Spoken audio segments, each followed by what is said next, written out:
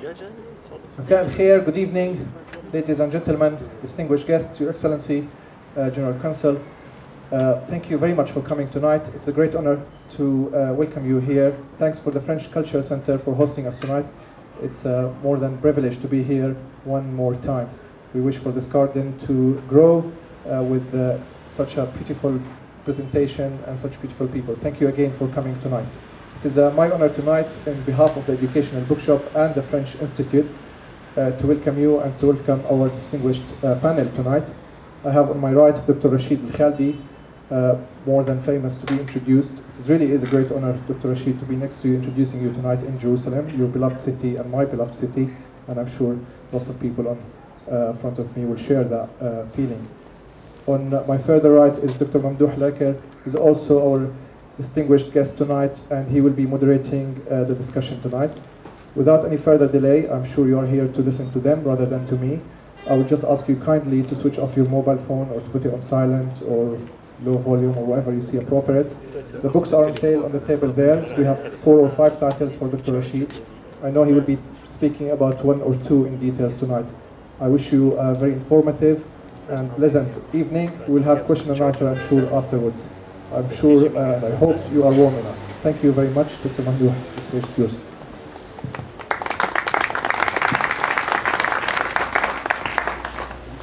Good evening, and thank you, Mahmoud, for this arranging for this event, this lovely evening.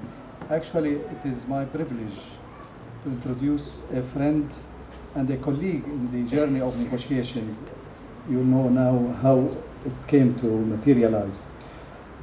Actually, as Mahmoud mentioned, Professor Rashid Khalidi is the Professor Edward Said Professor of Arab Studies at Columbia University in New York in the Department of History.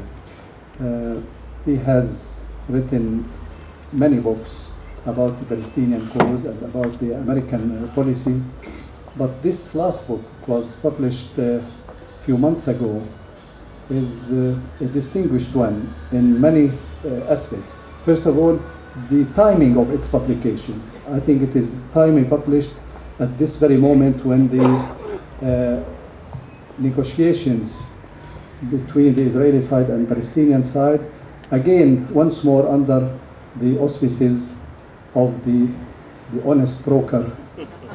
Later on you'll change your mind, because as Dr. Professor Rashid Khalidi will prove to us that all along it had been a dishonest broker, far away from being an honest broker.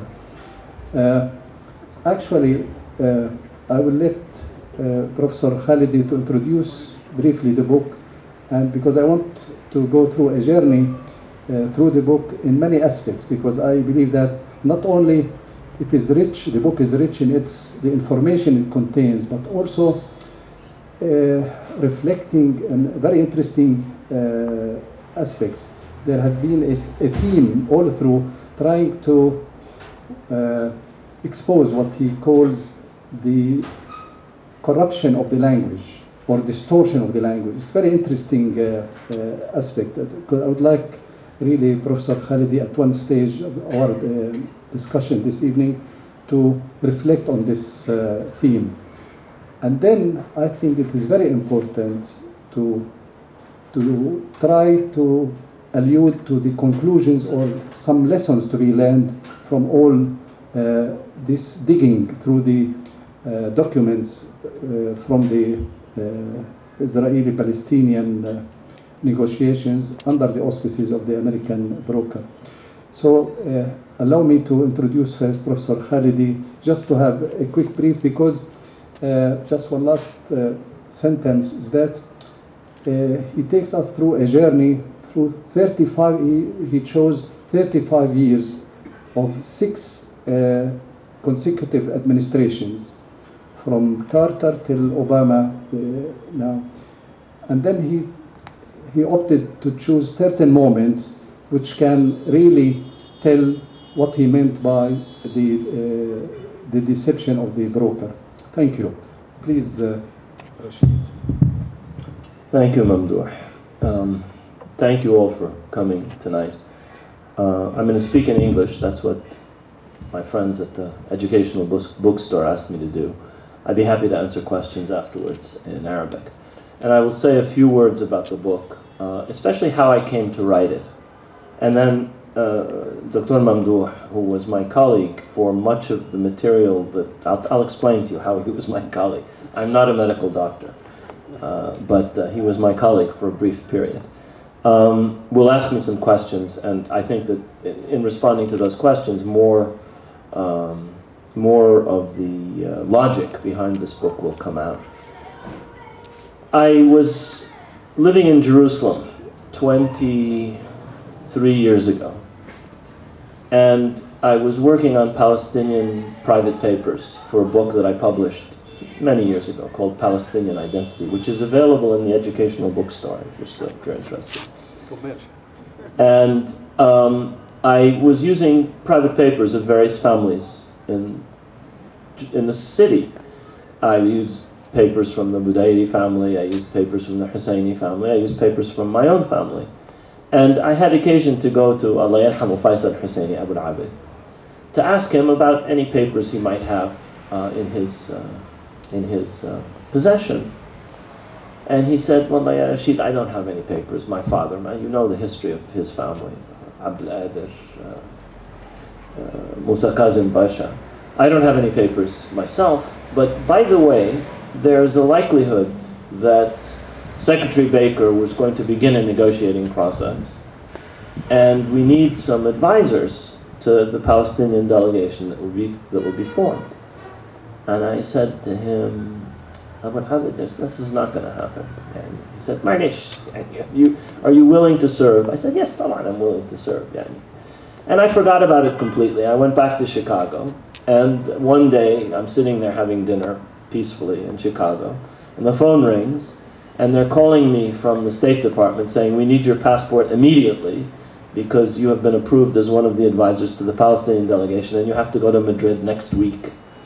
And it was really the first I knew that there had been a breakthrough. It was actually 2 or 3 weeks later, and it was in that context that I really got to know Mamdouh Al-Aker, because Mamdouh, of course, as you all know, was one of the members of the delegation, which I and several other people were advisors.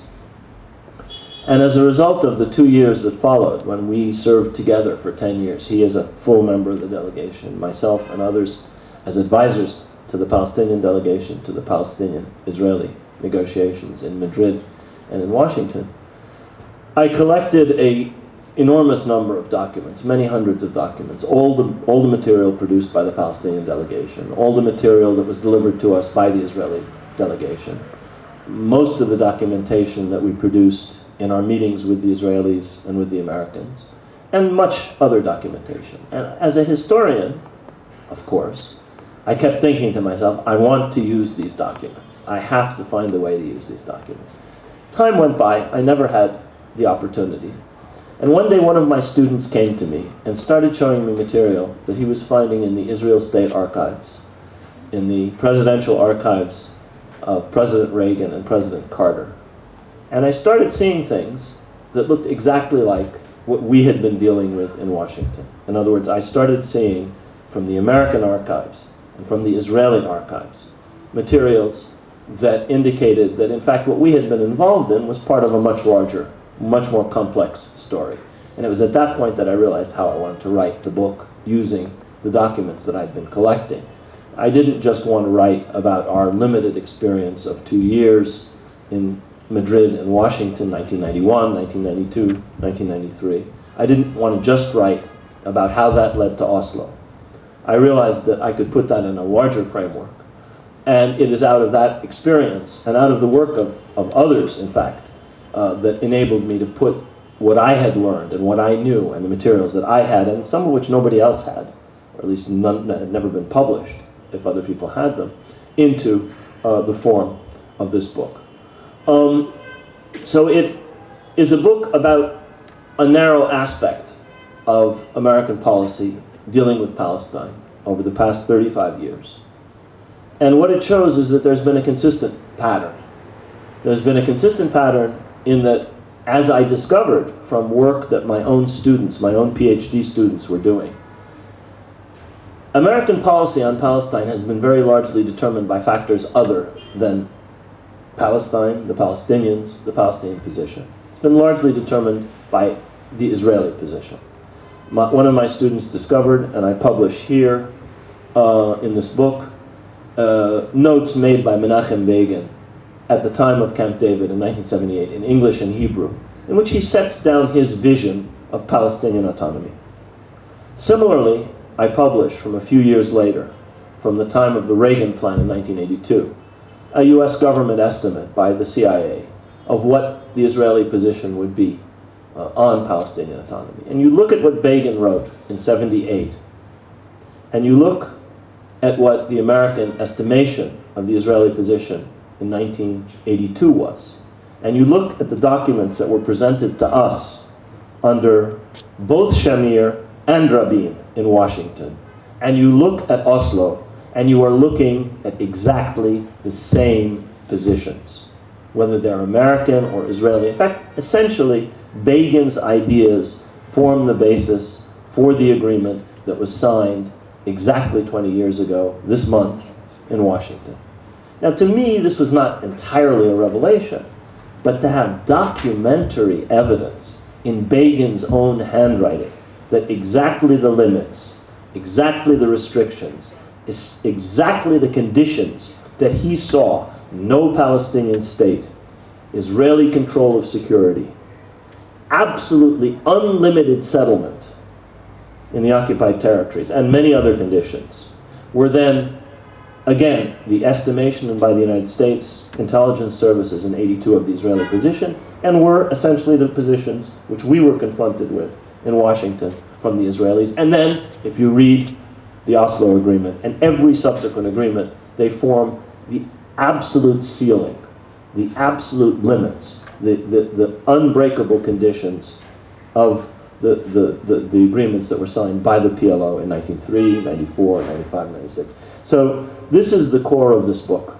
It's an argument that, firstly, on the Palestine issue, the United States has not just not served as an honest broker, it has served as Israel's lawyer. I use this term, which I didn't make up.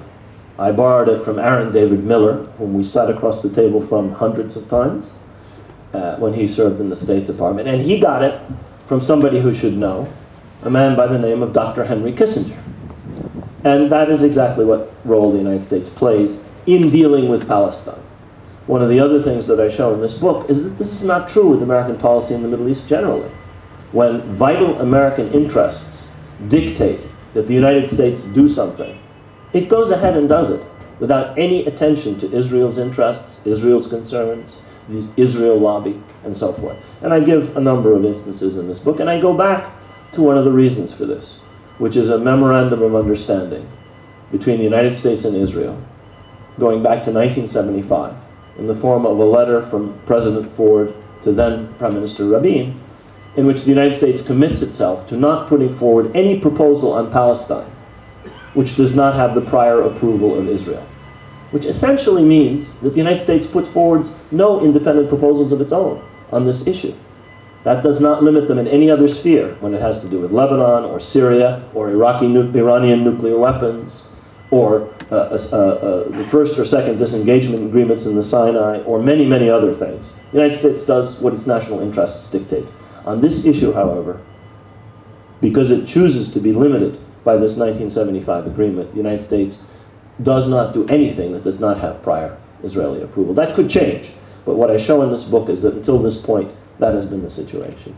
So maybe I'll stop now and let you ask me questions, Mamdouh. Tafadhal. Thank you. Actually,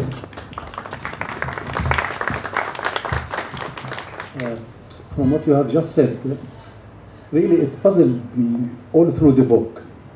Not only that the American position was always coinciding with the Israeli position, and as you just said, it has to be coordinated in advance with the Israeli government's position. But also, there is another aspect of the dishonest broker played all through, is that to put pressure on the Palestinian side to come to accept the Israeli position. And this is, I think, it is another very important thing, not only taking the Israeli position, but trying to put pressure on the Palestinian side to accept that Israeli position, although it violates the basic Palestinian rights and interests. Can you elaborate on this? Sure. How they practice this pressure Sure. on Palestinian side? At one point in the negotiations, I'll give you an example, which I'm sure Mamdouh will remember. He's read the book, but he experienced it, of how this operates. At one point during the negotiations in Washington, it was in '93, in the spring of 1993, our delegation and the Israeli delegation had come to an impasse. And the United States would constantly pretend, we are only here as honest brokers, we're just mediators, we don't want to get involved. We don't want to put forward proposals. And it was clear that we were not reaching agreement. It was about jurisdiction, I think, was where the sticking point was. I don't remember exactly. I talk about it in the book. And finally, Dennis Ross said to us, the United States is going to do something that it rarely does. It will provide a bridging proposal. It will try and bridge the Palestinian position and the Israeli position. And some people in the Palestinian delegation were very excited. And they said, let's see, this is something that maybe will change this dynamic in Washington and enable us to overcome the obstacles. We had realized that Israel was not only going to impose on us some of the conditions that the ground rules for the negotiations involved. Those conditions were, among other things, that we could not bring it forward anything having to do with Jerusalem, or refugees, or borders, nothing to do with settlements, or water. These were all supposed to be deferred for final status. But we argued any form of autonomy, any form of self-rule, has to have limits and jurisdiction. We have to have control of some sort. If you mean self-rule, this is what it means. Now, going back to Reagan's notes in 1978, you can understand that this was completely unacceptable for the Israelis. And that position has never changed. Giving up control is not on the table, as far as they're concerned. Was not, I would argue, today is not. In any case, we waited for the American bridging proposal, and the American bridging proposal came. The American bridging proposal was less forthcoming than the last positions we had heard from the Israelis. The Americans were more plus royaliste que le roi, more royalist than the king, more Zionist than the Zionist. I mean, you can put it any way you want. And I thought at the time, we had a couple of examples of this. I thought at the time, this is very strange. They're more Zionist than the Zionists? And I thought this might have been an exception. But actually, Mamdouh is asking me, and having read the documentation that I've now read, I realized this is a function of agreements that have been made whereby the United States agrees on the lowest common denominator with Israel, which Israel is free to depart from. So the Americans were completely unwilling to accept the idea of the PLO coming to the table. When Rabin came to office and he decided that the PLO could come to the table, the PLO came to the table. The Americans were still saying no, and the Israelis said yes. When Rabin decided that he would negotiate secretly with the PLO and would accept the idea of the PLO leadership returning to Palestine, and would accept the idea of PLO armed forces coming in to the occupied territories to serve a security function, Israel put forward those proposals secretly. The Americans were still not willing to accept that. In fact, you were with the group that met with Dennis Ross, Miller and شو اسمه هذا؟ Armenian. لا جريجيا مش جريجيا. وأنا عندك. My memory fails me. Met with two of them. He served later as U.S. ambassador to Israel. And Dan Kurtzer. And we were tasked, Hanan, myself, I believe you were there, and Nabil Qassis, we were tasked with telling the United States, as a courtesy, that an agreement had been reached whereby PLO forces would be brought into the occupied territories.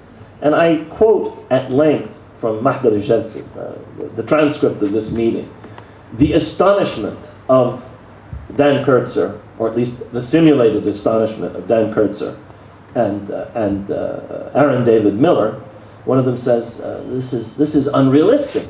And the other says, I'm going to put on my Israeli hat. The Israelis will never accept this. And we tried to say to them, the Israelis have already accepted this. The problem was they couldn't accept it because they had agreed on the lowest common denominator with the Israelis, and they were not free to depart from this, but the Israelis were, and the Israelis did. Last thing on this point. This did not only pertain to the negotiations we were involved with in the early 90s. Looking at the Guardian, Al Jazeera, Palestine papers, I discovered an identical case from 2000 where the Palestinian side, there's a Palestinian memo saying, the position that the Americans have put forward is less forthcoming than the positions that the Israelis have told us already. I mean, they're more royalist than the king, as late as 2000. Actually, vice versa. There had been many examples in the book that whenever the American position tried to deviate even trivially from the official position, they were forced by the Israelis in a many humiliating way to back down. And there are many examples to this. It comes to my mind now the joint communique Yes. between US and the Soviet Union. Would you elaborate on this? Yeah. It's Yeah, this is very striking, huh? it is very striking. At the beginning of the Carter administration, well, one of the things, let me give background, and then I'll talk about the joint communique.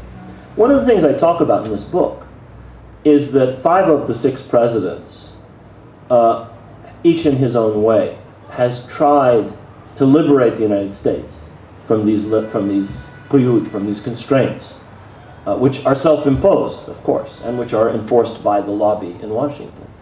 And so President Carter, when he came into office in 1977, and his Secretary of State, Cyrus Vance, decided that the only way to achieve progress was a larger framework than what had heretofore had been foreseen by American diplomacy, which was simply an American-Israeli agreement. And that it was necessary to bring in the Soviet Union, it was necessary to bring in all parties, including the Palestinians, within a Geneva-type formula.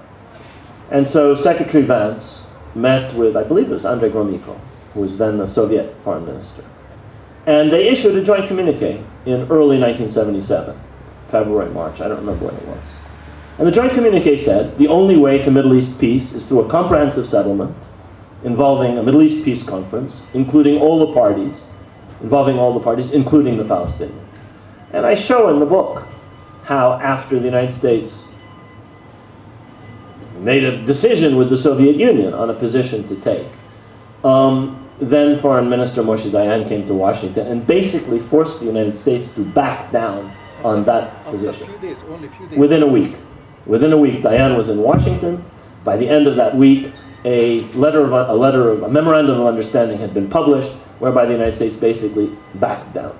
And I show in the book several instances where this is the case. At the very same time, where on other issues, which were of real strategic importance to the United States, having to do with the Camp David agreements, for example, the Egyptian-Israeli aspect of the Camp David agreements, the United States forced positions on Israel which Israel was vehemently opposed to accepting. Forced positions on Israel, again and again, in the 70s, again and again in the 80s. The United States refused to limit its action in terms of what Israel wanted, because this was outside the sphere that was governed by this 1975 agreement. Basically, we, the Palestinians, are the only people who suffer from this American inhibition. Other issues that are seen as vital importance, in Lebanon, for example, the United States had agreed formally with Israel that it would not under any circumstances recognize the PLO, have contacts with the PLO, until the PLO met a set of conditions. This was a memorandum of understanding also in 1975. At the same time, American intelligence and personnel and diplomats were meeting with the PLO in Beirut.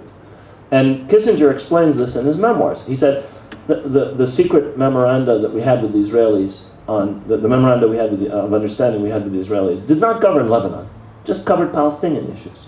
So we could talk to them about security, we could talk to them about Lebanon. In fact, they talked to them about Iranian American diplomats who were hostages in Iran. had nothing to do with security or Lebanon. If you watch what has happened recently, the last of the 3 episodes in my book has to do with President Obama, someone I knew once, and who, in the first 2 years in office, 2009, 2010, put forward positions which were not particularly new in terms of American diplomacy, a request for an end to settlement expansion as a precondition for negotiations, a return to the 1967 lines as a basis, for a 2-state solution, and a rapid movement towards the establishment of a Palestinian state. He was forced to back down on these positions. At the same time, he was under pressure from Israel to go to war with Iran. He pushed them aside like they were a mosquito. And you can see the same thing happening over Syria. AIPAC was about to send 250 people to the floor of the Senate and the floor of the House 2 weeks ago, the day after the American-Soviet agreement on chemical weapons was signed, was announced. Sorry, Soviet, Freudian slip. I'm living in the past. The American-Russian, the American-Russian agreement on Syrian chemical weapons was announced. And you saw the same thing during Rouhani's visit to Washington. Israel wants war with Iran. Israel wants further sanctions. They've just loosened 2 or 3 of the sanctions 3 weeks ago. And you've seen what happened during Rouhani's visit. So when the vital American interests are concerned, neither Israel nor Israel's lobby is able to force the Americans to do anything. But apparently, where Palestine is concerned, vital interests are not seen as being involved. And so this is what I argue, and one of the things that I argue in the book. Actually, Rashid, this brings me to ask you, because you have discussed the American position through the 6 consecutive administrations, from Carter, Reagan, Bush the father, then Clinton, George W. Bush, and Obama. But you chose 3 moments, specifically as examples, and that what they reveal, which can prove what you have tried to prove through this book. Why did you choose these 3 moments, and what are the specificity about them? Well, I think that they each represented a turning point. I mean, I could have written a 800-page book with a blow-by-blow description of everything that happened from the time that President Carter took office, or even President Ford, up to the present. But that would have taken me years, and I don't think it would have shown more than what I show in this book in terms of conclusions. Because I argue here that these agreements in the 70s, the 1975 agreements, and the way in which they operated before, during, and after Camp David, right up through the Reagan administration, which I call the first moment, establish a pattern which hasn't really changed. Now, I have some historical background in the book, and I go back to President Roosevelt, and I show that on some issues, you have to have a longer time frame. Maybe, go ahead. Maybe actually it will be very useful this evening to give some detail about the circumstances that surrounded the Reagan plan, and what happened and how it was failed. Well, as I said, of the 6 U.S. presidents since Carter, 5 of them have seriously tried to free themselves of these limits. President Carter, before, during, with the American-Soviet joint communique, and even at Camp David, tried to go further than Reagan would let him go, was not able to do it. Even President Reagan, who was a very committed supporter of Israel, who had around him quite dedicated Zionists in his administration, as advisors and in various parts of the government. Even President Reagan, at the time of the Reagan plan, tried to go well beyond the Camp David Accords, saying, I don't want a Palestinian state, but demanding a halt to settlements, calling for a joint Palestinian-Jordanian solution, and doing a number of things that went well beyond what the United States, Israel, and Egypt had agreed at Camp David in 1978. What happened with the Reagan plan is really quite illustrative, because in 1982, Israel invaded Lebanon, besieged Beirut, and in an agreement negotiated partly by the French government, actually. And I talk about that in a book that is about to be republished this December, called Under Siege. The PLO was forced to leave Beirut under conditions which involved American guarantees for Palestinian civilians in the refugee camps, guarantees which were not fulfilled. Refugee camps were attacked, Sabra and Shatila massacres took place, many hundreds of people were killed. And in the wake of this, which was perceived overall as a shift in America's favor by the Reagan administration, Syria had been defeated in fighting in the first month of the war. The PLO had been forced to leave Beirut. The Lebanese national movement had been defeated. Israel occupied much of Lebanon. And the United States had brokered an agreement which it hoped would lead to a Lebanese-Israeli peace treaty. In light of these events, at the end of September, the Reagan administration put forward what came to be known as the Reagan Plan. Sorry, at the beginning of September, the Reagan administration put forward what came to be called the Reagan Plan, in which, as I said, Reagan tried to go beyond the limits of Camp David. Again, Begin basically got up on his soapbox, using the invective for which he was famous, and forced the United States to back down from the Reagan Plan, just as they forced the United States to back down from the American-Soviet joint communique, just as they later forced President Obama to back down from the positions that he took in the first 2.5 years of his administration. So I picked that episode because it shows, I think, how the Reagan Plan disappeared without a trace. And actually, I noticed when you discuss the Reagan Plan, it seems to me that you attribute some role to the Saudis. Yes. In convincing the Reagan administration to come up with a plan to solve the Palestinian issue. And again, can you allude to that, the Saudi role? As an example of, could the Arab countries, especially the Gulf countries, and particularly the Saudis, can put pressure on the American administration, and to what extent? Because again, it seems to me from the book that even the Saudis also, they back down. If the Americans can back down, why not the Saudis? It's actually worse than that. I'm not going to reveal any secrets when I say that, in fact, Saudi Arabia has a very important position in American policy. Long before Israel was established, long before the Nakba, 13 years before the Nakba, in fact, 13 years before there was a state of Israel, there was an American-Saudi connection in an oil deal signed by Ibn Saud and a consortium of the biggest American oil companies in 1933. 12 years later, 3 years before Israel was established, but when the Palestine question was already clearly about to explode, President Roosevelt was on his way back from Yalta. He was an ill man. He was very sick. In fact, he died a couple months later. And he wasted a whole day of the 30 or 40 days of his remaining in his life to meet in Egypt with Abdulaziz ibn Saud, the founder of the modern Saudi state.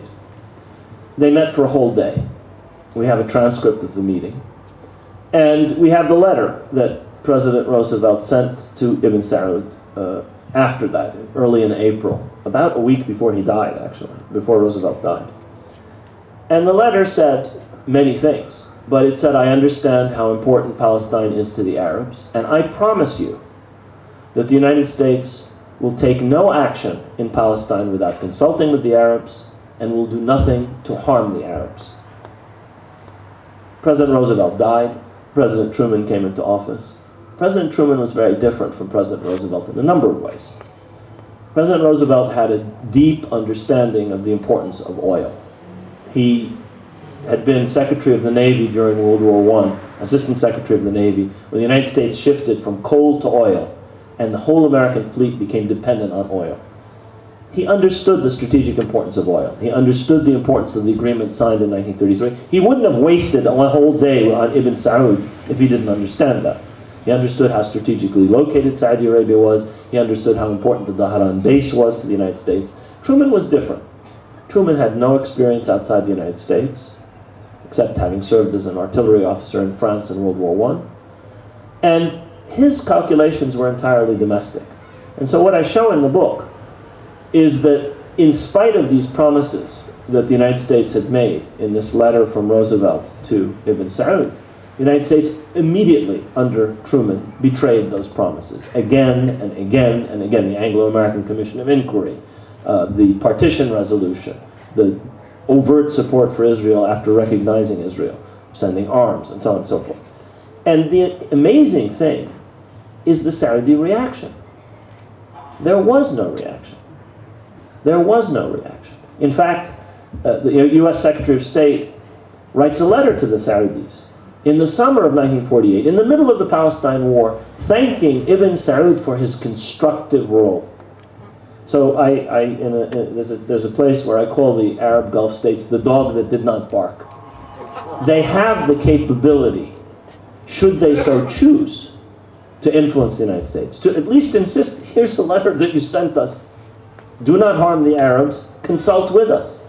Instead, we have not just consultation, cooperation, connivance, complicity with Israel. No document is put forward without being checked, vetted, approved, changed by the Israelis. And the Arab countries are basically ignored, except in this instance, where you had an administration with the Secretary of State. We're talking now about the Reagan administration, which is what your question was about, who had a lot of experience in the Middle East. We're talking about George P. Shultz, who was Reagan's Secretary of State after Haig was removed during the war in 1982, and who thought that it was important to do something for Saudi Arabia, thought that it was important for the United States to cement its position in the region through the Reagan plan. And the astonishing thing is when the United States backed down on the Reagan plan, again, the Saudis didn't do anything. And so I show again and again in the course of the book that, in fact, tacitly, Israel, the United States, and Saudi Arabia are on the same line where Palestine is concerned.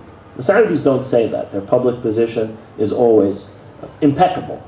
And in fact, that's the word that Kissinger uses in his memoirs. The Saudi position publicly was always impeccable. But in private, Kissinger says, they had a very different position. And that's the point I try and make in the book. In practice, Saudi Arabia has been perfectly willing to go along with American policy on Palestine. The last instance last thing I want to talk about, is the way in which the Iran issue has played since 1979, since the Islamic Revolution in Iran, and since the overt Cold War between the United States and Iran.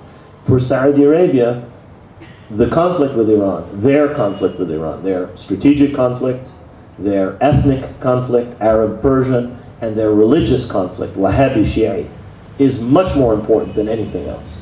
For them, getting the United States on their side, keeping the United States in a relationship of hostility with Iran is absolutely essential. Palestine is tertiary. Palestine is unimportant compared to this interest for the dynasty in Riyadh. If you are interested, you can go online and read the New York Times, or you can buy the Herald Tribune and read Judy Redoran's piece in which she quotes 5 Saudis talking about how terrible it is that the United States and Iran may agree. She quotes 10 Israelis and 5 Saudis. They're singing the same song, they're reading from the same script, they're using the same language, they have the same position, they have the same interests. They're the Israelis and the Saudis. No, not the United States. On this issue, President Obama has deviated from the Israeli and the Saudi position, and they're both very unhappy, and their unhappiness is on page 1 of the New York Times. Actually, from what you have just mentioned, that how when some assurances or promises given by the administration to an Arab or a Palestinian, like the Abdulaziz bin Saud, it is very easy to go back on these commitments or assurances, while when it comes to Israel, there is absolute commitment. Right. And this happened not only with the Saudis, as we remember, you and I, from the Madrid conference and the Washington talks, that the letter of assurances that was given by the Americans to the Palestinian delegation, again, I remember you mentioned an incident when the Palestinian delegation confronted Secretary Baker that here is your assurances. You were there. I was there about the settlement. Well, let me say two things about this. The difference is Israel holds the United States to its agreements.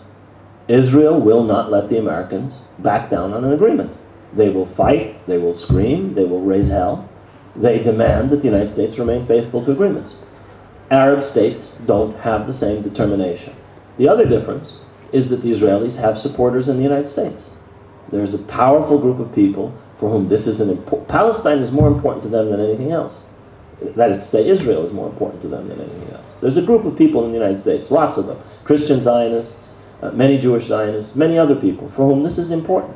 And they're well organized, they're politically powerful, and they're willing to go to the mat together with the Israeli government on this issue. There is no similar lobby in the United States, whether of Arab Americans, whether of other Americans, whether of powerful interests, which is willing to do the same thing.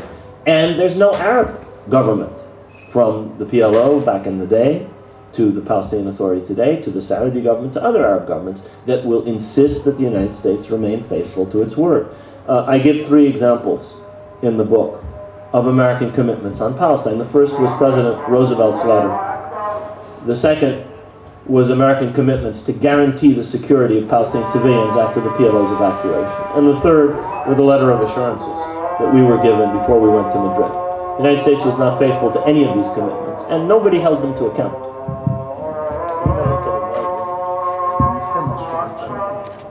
Let's have a pause for a few minutes. At least let the muezzin finish.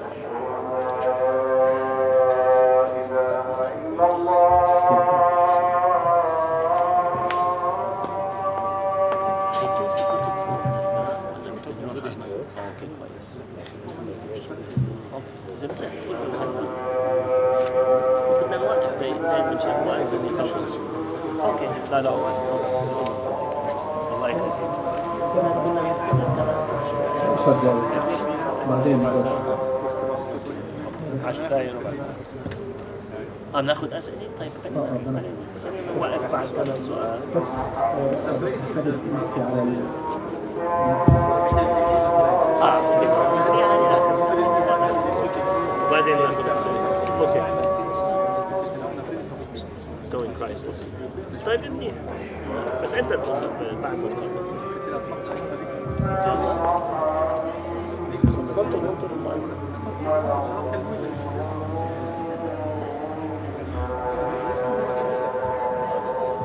اللي بده يروح يصلي يتفضل.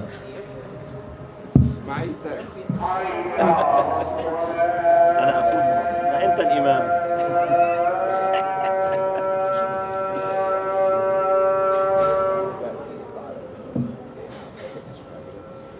إذا بصير رجال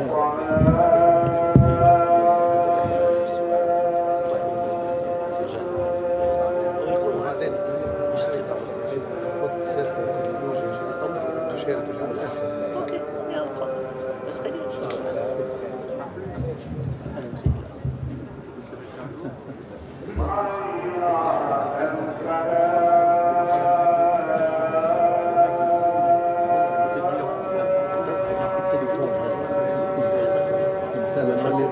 charger. لا ممكن لا تزعل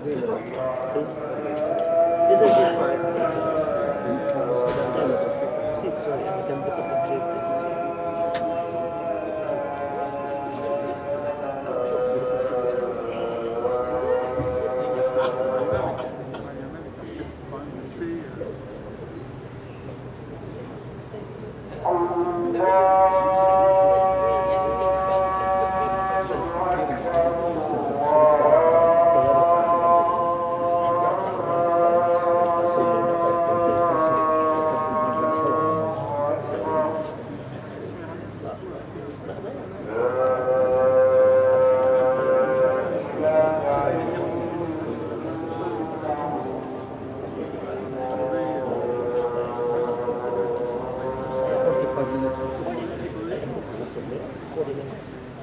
يلا الله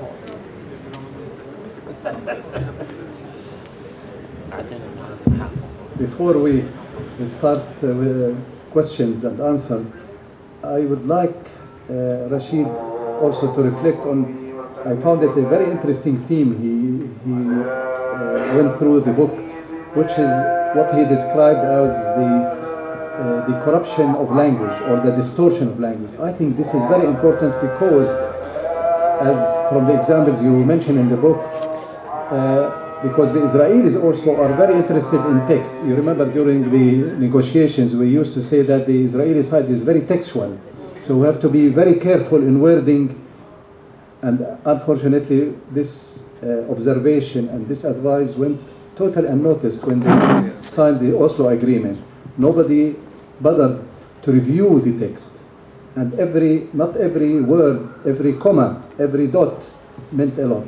And let's have Professor Rashid Khalidi's experience with the distortion or the corruption of language. I benefited in writing this book from a colleague of mine who was a professor of English at the University of Chicago, where I used to teach. And I had wanted to use a quote at the beginning of the book, which I want to read to you. The quote is from George Orwell. It's a book he wrote in 1946 called Politics and the English Language. And the quote goes as follows: The slovenliness of our language makes it easier for us to have foolish thoughts.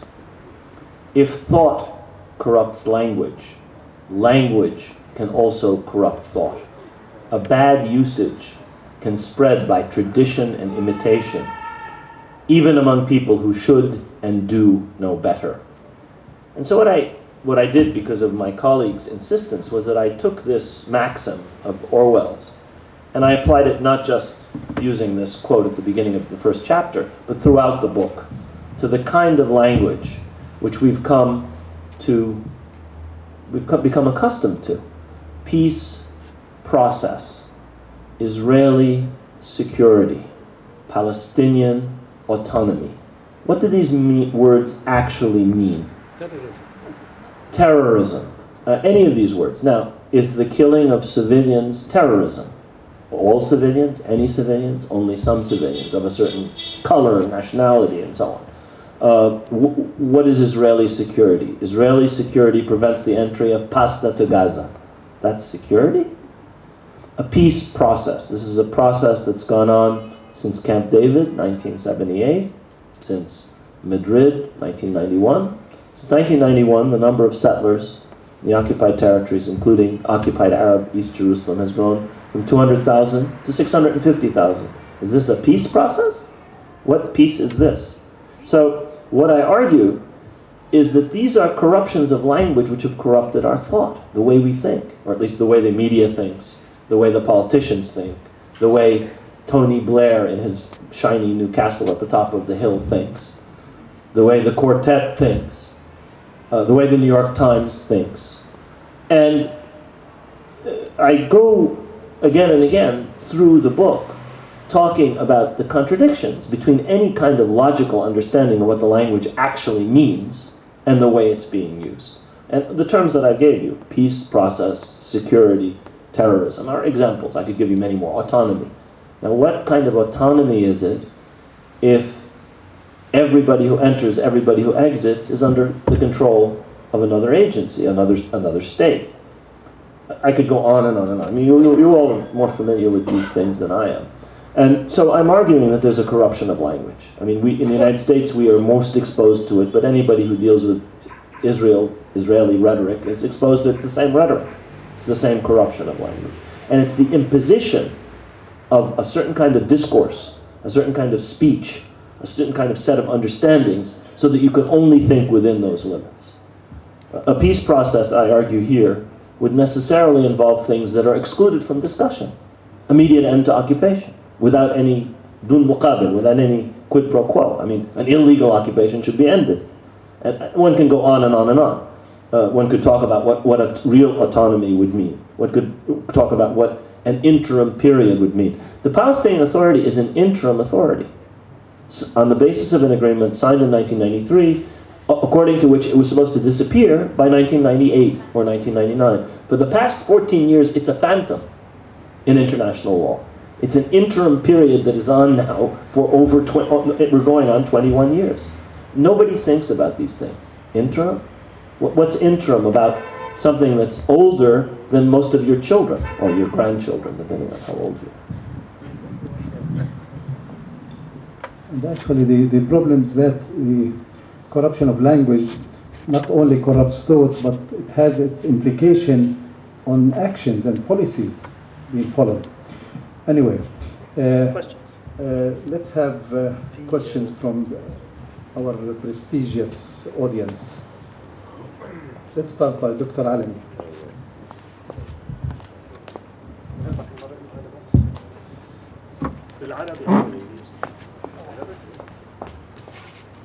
My name is Mohammed Alami. To be fair about language, we should also speak about the Arabic language. If I ask anyone what's the meaning of Shar'iyya, I don't think we'll all agree about its meaning, let alone الشرعية الدولية.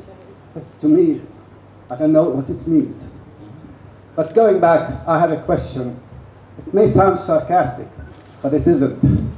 It is sincere. I'm less concerned about the Americans as honest broker or not honest brokers.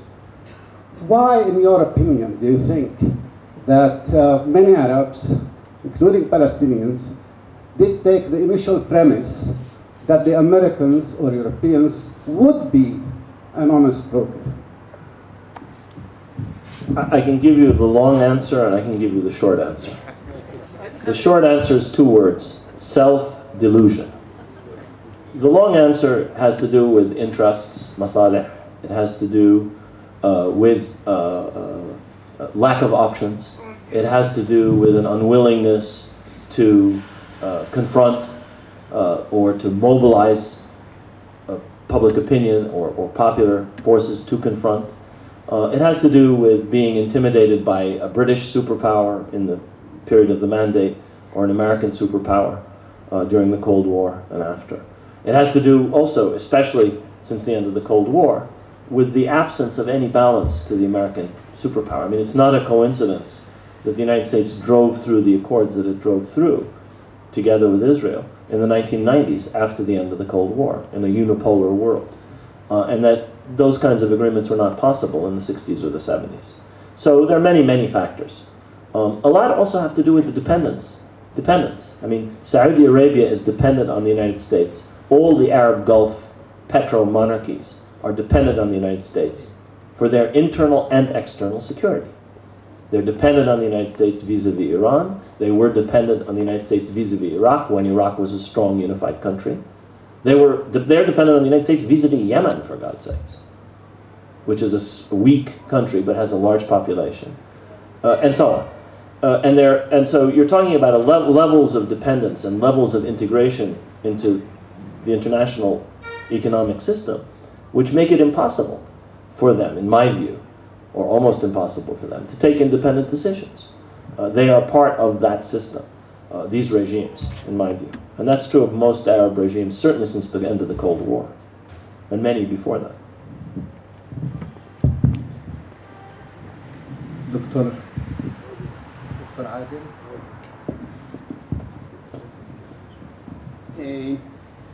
Rashid, in light of what you told us, if I may pose two questions. What you told us about the Begin ceiling or conditions. So, in light of that, we should reconsider our thoughts about Rabin as a peacemaking man who won the Nobel Prize and so on and so forth. And you tell us that actually, even if he was not assassinated, he would not probably give more than what Begin gave. Sure. This is the first question. Let me just pose the second one. Second question. The second one is concerning the Americans as brokers. we hear lately that the Palestinians insist, or ask at least, that the Palestinians be there The Americans. in between the Israelis and the Palestinians in the negotiations. Now, the amazing thing is that the Americans do not want, but the Israelis don't want. So, on light of what you told us, I mean, the Israelis should be happy about that, because the Americans would be on their side. So, why the Israelis are against it? Why the Palestinians want that thing?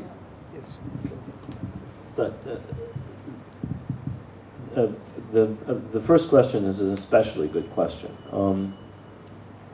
Rabin came into office after the first Intifada. The first Intifada shook American public opinion, and it shook Israeli public opinion.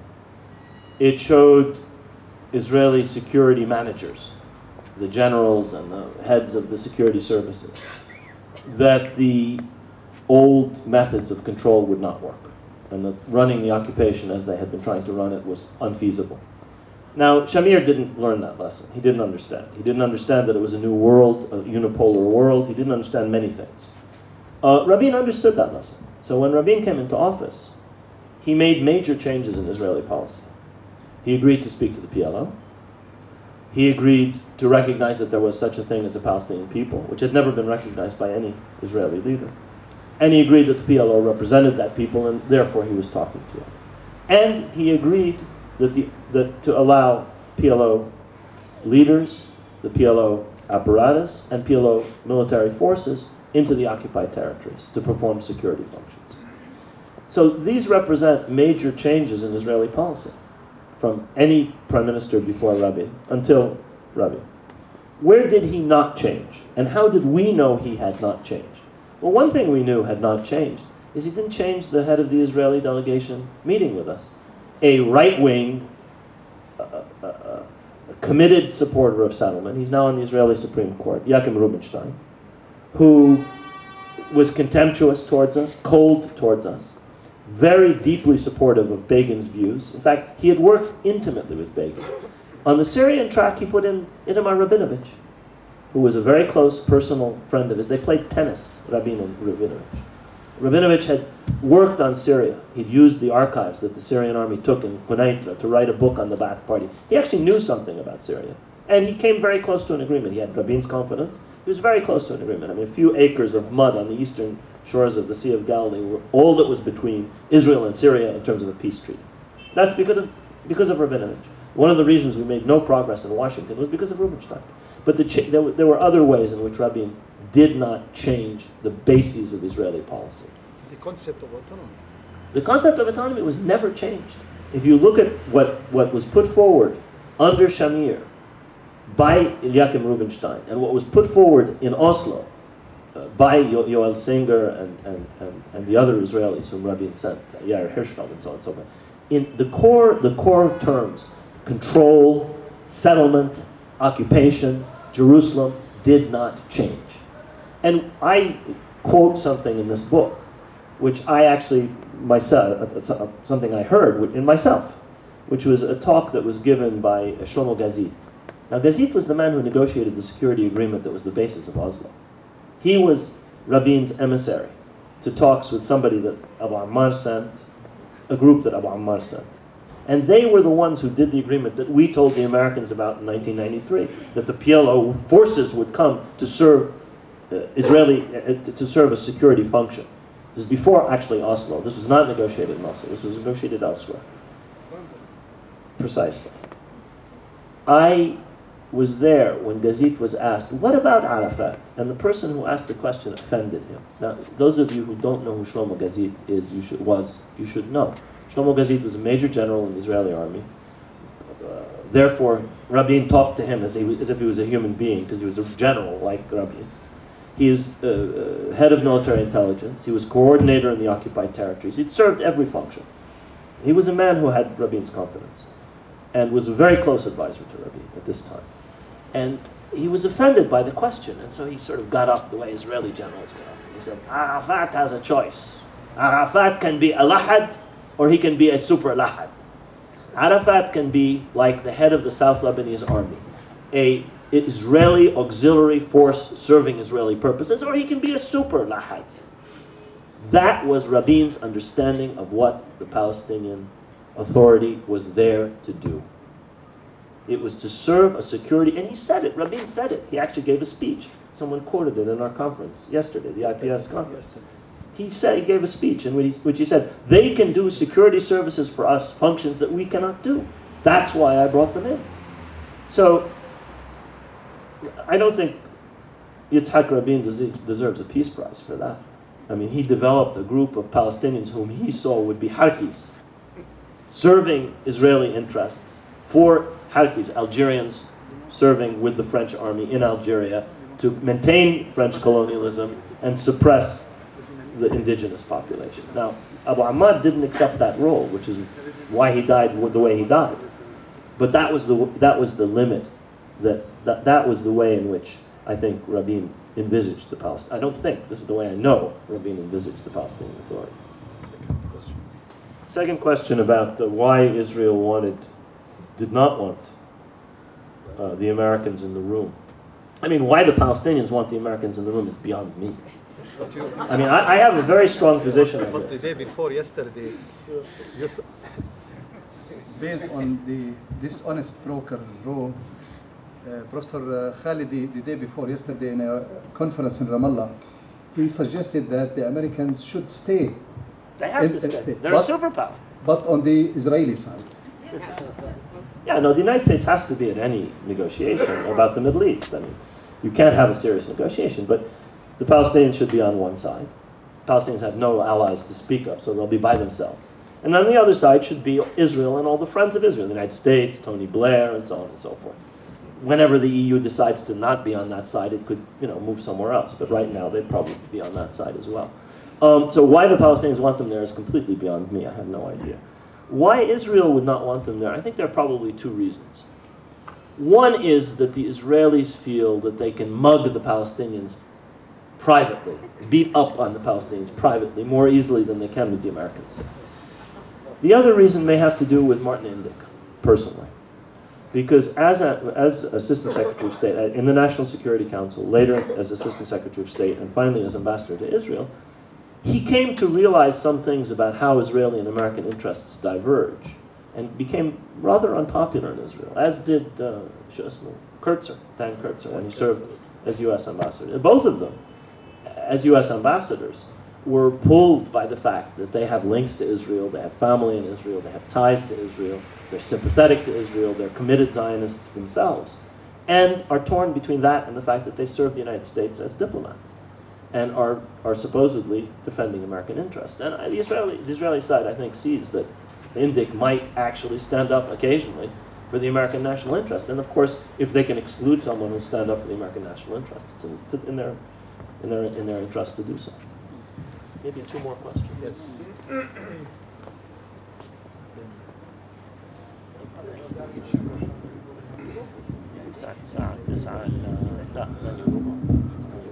Thank you, Dr. Rashid. Gershon Baskin. By the way, I organized those talks in London of the security folks. And the goal of the talks that took place in London in October of '92 were not to create lahad, but to create a breakthrough that would bring the PLO directly to the table with Israel. It did. And it was people like Shlomo Gazit who were courageous enough, without the okay of Rabin, to go to these talks and report it to Rabin only afterwards. So a little bit more background on that. The question that I have is a very simple question. You answered it a little bit when you described the organization of the pro-Israel folks in Washington. But the bottom line is, I accept everything that you wrote in the book. The bottom line question is, why? President Ford was not a particularly important president who issued that memorandum. He has no real role in American history at all. And yet you claim that this memorandum has been the guiding light of American policy since. I accept it. The question is why? Why has every other administration towed the line? Is it because of the organization of the pro-Israel lobby, the Christian fundamentalists, the Zionist lobby, the pro-Israel lobby, the Jewish groups, the other money that's behind it? Or are there other reasons? How do you explain it, including Obama? Yeah, it's a good question. It is the basis of American policy. I mean, we saw in the presidential campaign of 2012 the idea of no daylight between the United States and Israel, or no surprises. Those terms go directly back to the 1975 memorandum. When the Israelis say, and they're the members of Congress who speak as if they, grew up in Tel Aviv, talk Israeli language, no daylight, no surprises, what they're doing, yapping about, without understanding it, is actually going back to the 1975 memorandum. That's what no daylight, no surprises, no daylight between Israel and the United States. Now, your question is why?